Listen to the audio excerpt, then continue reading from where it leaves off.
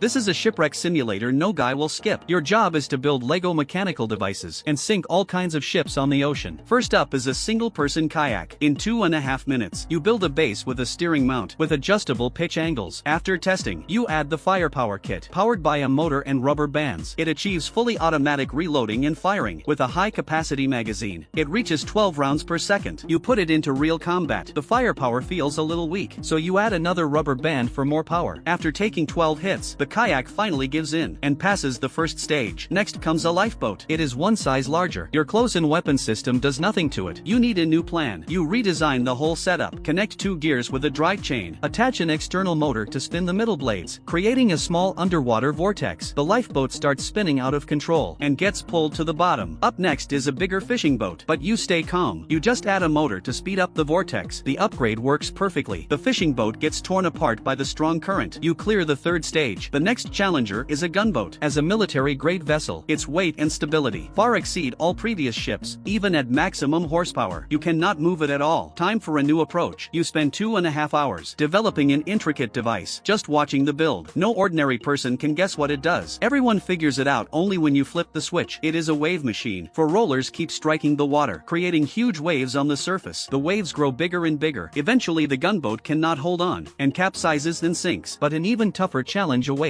Facing this giant cargo ship, your wave machine is useless. The hull is extremely stable, and the waves do not even matter. So you prepare heavy firepower again. You build an ancient catapult just like siege weapons. This device can adjust its parabolic arc to control where the stones land, but it is nowhere near enough to sink the cargo ship. You upgrade it with modern engineering to boost range and power, and add fully automatic firing. The upgraded catapult launches huge boulders, dealing massive damage. One direct hit to a critical area takes down the whole ship. Next is a massive cargo freighter. You still use the catapult, but it only knocks off some cargo and causes minor damage. It barely affects the whole ship. It is nowhere near enough to sink it completely. Being clever, you come up with a new idea. First you build a centrifugal pump with chains and blades, then set up a high stand with a drive motor. You connect a lower water pipe with hinges to control lifting angles. You test the water pump, but since the ship is already carrying heavy cargo, this water cannot sink it. It just washes over the deck. One plan fails, so you make another. This time you build a large-scale device, a moving track with a small lifting crane on top. It uses a pneumatic system with a grab bucket, making a mobile hoist. This machine obviously cannot lift the ship directly. You are not trying to brute force it. Instead, the crane keeps dropping stones to steadily weigh the ship down. After 150 minutes of work, the giant freighter finally cannot take the weight and sinks. You complete the final stage of the tutorial. Next, you will face the Titanic. Find a way to sink it.